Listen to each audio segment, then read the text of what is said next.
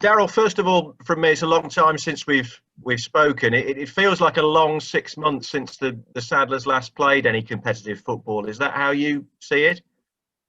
Yeah, very much so. Obviously, we've had a few pre-season games now to get a bit of a flavour, but nothing beats the competitive games. And 6 months is certainly a long time without that. But very, very much looking forward to the start of the real stuff starting. I mean, how did you find lockdown personally? How was it for you? Yeah, the highs and lows, to be honest with you.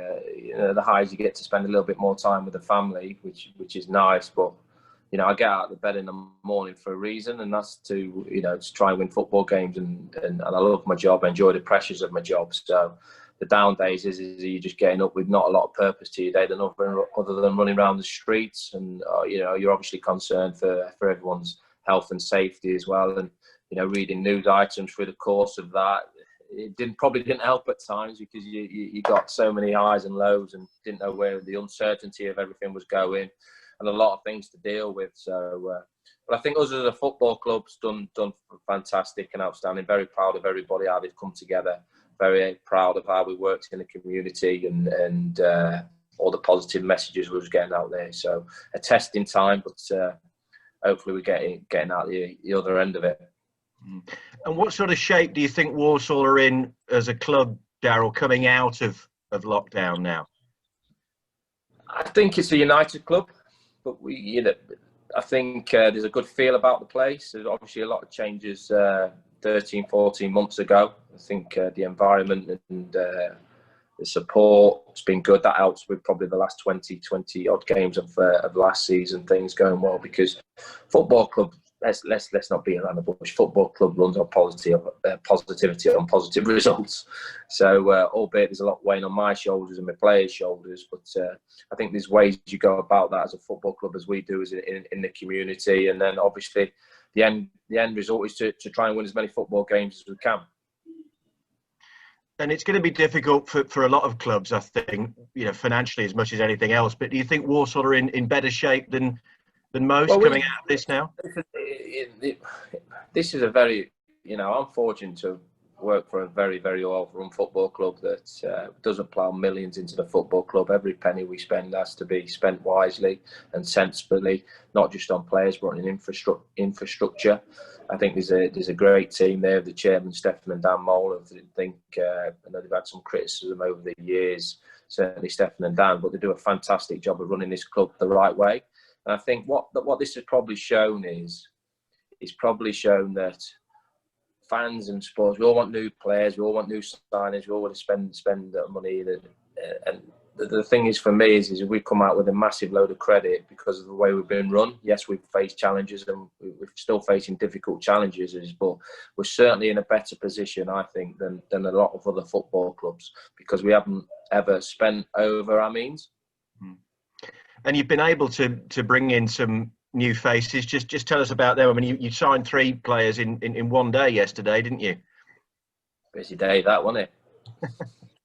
No, well, listen, obviously Jack Rose was with us last year. We have to be patient with that one, because that's just the way of the footballing world. I like Jack. I think he'll be pushing Robbo all the way. Took his place last for the season, and I think he'll grow now. He's coming in as a permanent member of the football club. So we need those two challenging for that number 1 position. And the other 2 boys, Emmanuel and Hayden, I thought it was important because we've got a young squad. I think we've got 5-6 development players in the squad, within the squad. That's first year, second year pros. It's important to get a couple of players in that have got decent enough experience at these levels, but not over the hill. We've got some good seniors in Guthrie, Sinclair, James Clarke, Matt Sadler. Some real good seniors there. We've got the likes of a good age group of your Gordons, your Kinsellas, your Scars, your Normans, good age group, more experience under the belt. But I just wanted to bring somebody in of that sort of ilk, really, that we're not over the hill, shall we say, and but have experienced a decent enough amount of games at this level, rather than going for development loans as such. So it's big credit to my chairman for supporting it. I mean, are you still looking to add, or is that, broadly speaking, it now, would you say? Listen, it'd be, you never say never. We've still got 6 weeks of the window, and we'll see how the first 6 weeks of the season go. So we'll assess that. But But for me now, it prioritises improving the group we've got, and that's up to me and my staff to keep improving and working away. We do a lot of coaching work and analyst work and making sure that we're all primed and ready for every game we play. And quite a big game, obviously, to kick the season off tomorrow against Sheffield Wednesday, a team from 2 divisions higher than yourselves. Yeah, no, but I think it's a good game. I think it's a very good game. We've got a great management team. Sheffield Wednesday, they're a massive football club. It's on the TV as well, so it's going to be a very difficult start. I think they'll be a little bit more ahead of us. Have obviously played competitive games, not so far back as we have.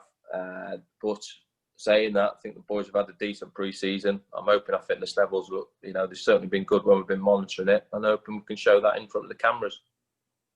But it is, as I say, quite a big occasion to start the season and an opportunity to, lower a big club's colours very early on in the campaign. Yeah, it is. But we know it's going to be a building. It'll be interesting to see how the first, 4 or 5 weeks of the season go, because I've never experienced this long from players not playing competitive football. But we hope to improve along the way, improving these early matches. Like I say, it's a stern test. We don't kid ourselves. I think we've got the Championship's now probably the 5th strongest league in the world. I think the gulf's never been bigger from League One, League Two to the Champ now, if I'm honest with you as well. So it's going to be a stern test. We've got some big name players. Like I say, a very experienced management team, but it's one we're looking forward to. We're really looking forward to it. And generally, hopes and aspirations for the season? I mean, everybody's optimistic at this stage. What realistically can you hope for, do you think? Or is it too early to... It's always one of those golden questions, Rob, and you swerved around it very well that you get asked every pre-season. Listen, I get out of bed to win every game. That's what I do. That's what we program my players, and it's a boring answer, and it's probably one I've repeated of the 9-10 pre-seasons I've already done. But the fact of the matter is, you just take care of the next game. You achieve your goals by winning the next football game, and then the next one, and then you see where it takes. So I believe we'll be very, very competitive. I believe that we've got a group now for the last 20 games of last season. We're just about a top 7 team. The last 5 games of last season, we was a top 3 team, and we'll try and build momentum from there. The lads have a bit more of a better understanding. I think this year there'll be better connections on the pitch. But it's football, and we'll see how we go along. That's great from me. Thanks, Darrell. Good luck. Thanks, Thank you. Rob. Top man. Thank you. Thank you. Cheers, Rob. Darrell, good to see you as well. It's been a building process for you and the club in the last year. The 6 months off, does that leave a bit of a dent in that building process? I know the lads were all still doing online Zoom sessions and doing lots of running, but does it set you back, or they all come back in pretty good shape? Listen, yes, very good shape. A lot of the boys. We obviously is monitoring now. Professional football is a very, very, very fit lads. Always there'll be 1 or 2 quite not as fit as the rest of it, but I think we've got a real good, healthy group of fit players. But it's the competitive games. You can do as much training as you want over the course of the 6 months, and work and detail is playing them competitive games. And we certainly think we'll get stronger as the games come. You touched on there about the ages of the group and the different sort of age groups you've got. I think that ties in nicely to the relationship players will have with each other. They'll tend to be in sort of friendship groups. That relationship has improved quite a lot, you think, in the last few months, and even with... Yeah, we've been around the place, Liam. You've been up to the training ground over the course of the last 12 months. There's a real good feel about the place. There's a real good working environment, high expectation environment, but a real good environment, and the players get on well with each other, which is good. But that spirit, like I said, needs to be shown on the pitch when you go a goal down or a couple of goals down, because teams that are successful have to come back from these challenges when you've lost a couple of games, how you respond to that. And that's what spirit's about. And that's the things that we need to grow, not just obviously at the training ground, but when the competitive game comes, because there's different challenges through the course of each game. Just to touch on the signings briefly as well, I think it's probably been described as pretty shrewd business. I mean, Emmanuel was a club that was a target, of Southend back in January and February. So he's a player who was looking at potentially playing League One football. I know Southend got relegated in the end. So pretty decent shrewd business. Well, he's had an unfortunate 7 or 8 months, to be honest with you, Emmanuel, because Macclesfield obviously had the financial worries of not being paid. So then he chose to leave Macclesfield to go and sign an 18-month deal at Southend. Then all of a sudden they go and they can't register it because there's a transfer embargo, and then obviously COVID. So I was pleased to pick him up. We've done a lot of work on him and watched him a lot of times, and he fits the very affordable mode and also very, very mobile. And at the top end of the pitch, can play either wing, play the number 10 position, and can play as attacking midfielder and a midfield 3 as well. So he gives us good options, and certainly knows the division as well. So hopefully he can have on a personal note, he can have a better better 10 months, 12 months to the end of the season, and try and do well for us. Stuart Sinclair and George Nurse weren't involved against Burton. Have they got any issues, or are they going to be ready for tomorrow? You'll see my squad, Liam, hasn't changed. The pandemic hasn't gone to my head. I'm never going to give too much details on what injuries are not. I'd rather Sheffield Wednesday have to do their work, not you, Liam. So you can ask me as many times through the course of the season. Unless it's an obvious one, I'd give very little input away on injuries. And I know that probably doesn't please too many supporters, and doesn't probably please you, and you can't fill your paper up with it. But I'd rather keep things close to my chest, and happy to answer questions after games of why players missed out, whether it be tactical or for injuries. Not happy to give too much information out before games. I'll keep chipping away, but yeah. You can, Liam. Listen, you're paid to do that, and I'm paid to make sure we run the ship right. Just a quick one on Luke Pearce, a player that you were very fond of, and he ended up obviously getting a pretty exciting move for him. I'm assuming you're happy for him, but maybe disappointed that you didn't keep hold of him as well. First of all, massive credit to the academy, all the coaches through the course of the academy, and Miguel. He trained with us a few times last season, played in a few games, reserve games. I think when a big club like Southampton come knocking, it's very difficult to turn down, if I'm honest with you, for a 15-year-old going to a Cat 1 club. And I think if it's right for the club and it's right for the lad, I think these deals happen. He's part and parcel of the footballing world. Luke was a tremendous lad with a tremendous attitude and has the capabilities of making it to the top, but he's got a lot of work to do to be able to get that. I very much doubt, to be honest with you, Luke he might have made his debut this season, but he wouldn't have been a regular by any stretch of the imagination. However, we feel it was the right thing for both player and both clubs, so we did the deal. Just finally for me, fans have been talking about it. Can we expect to see Greg Halford sign a contract anytime soon?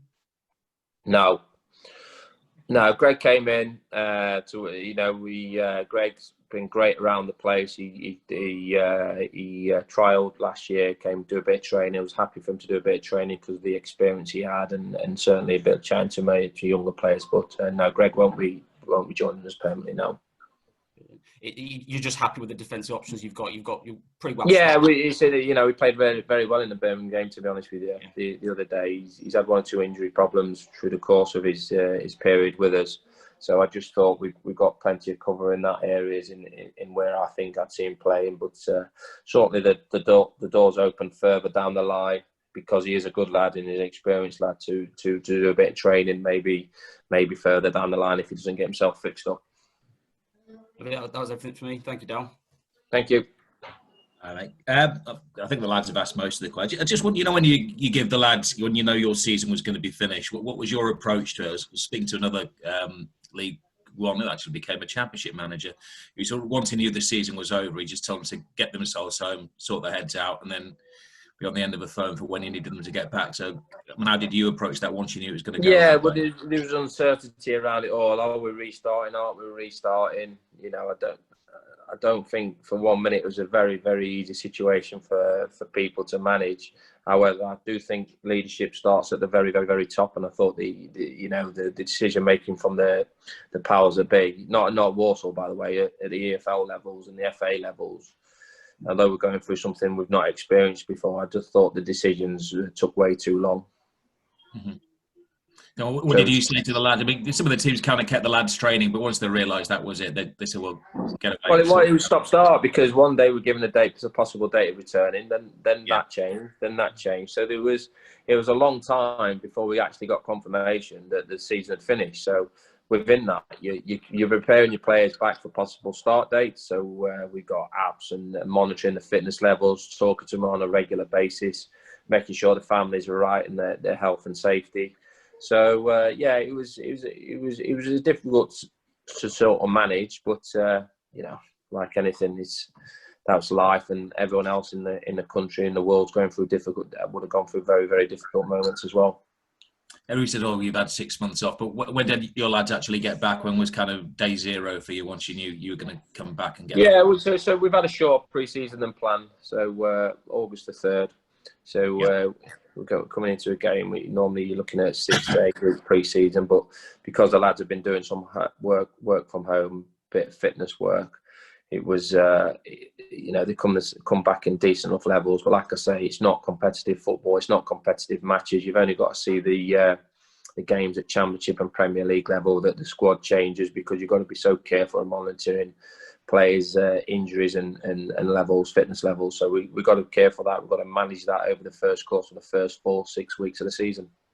It's kind of different, isn't it, really? I suppose when you normally come back, you kind of pick your 11 fittest, your 13 fittest players, but I guess you've got to balance it out, because you kind of, the older lads, you're looking at Guthrie and Sinclair, you've got to manage their minutes, I guess, haven't you?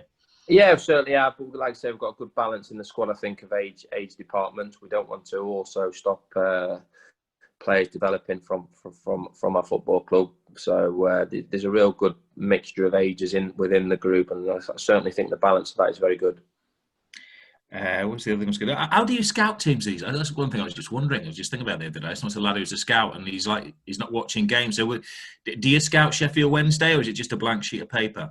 Yeah, there's obviously a lot of data and a lot of work goes on. There's a lot of analytic work. We work from data, so you do as much as you possibly can, and watch games and watch how watch how they work back end of last season, and maybe if you're lucky enough to catch 1 or 2 of the pre-season games on the videos.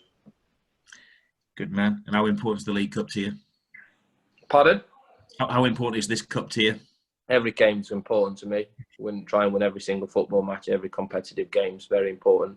I'm not a big fan of pre-season games because they mean nothing other than fitness and connections. So probably nothing's too harsh your world. But at the end of the day, you want to be winning competitive games, not games where you don't get anything on the end of.